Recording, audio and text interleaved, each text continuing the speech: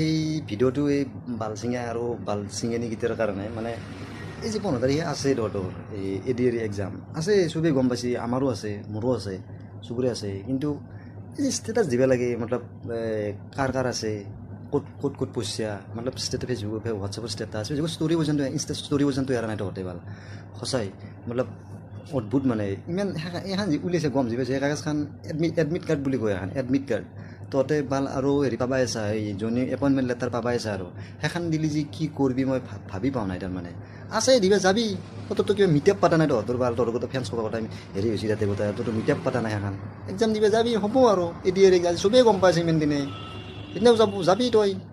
এটা কাম কৰিবি, ষ্টৰি ফালে ঘৰত বেনাৰ লগাই কিনে থৈ দিবি, তেতিয়া বেছি ভাল হ'ব। সেইটো ভাল, সেইটোত বেছি মানুহে গম পাব না, ষ্টৰি লগালে বেছি মানুহে গম পাব।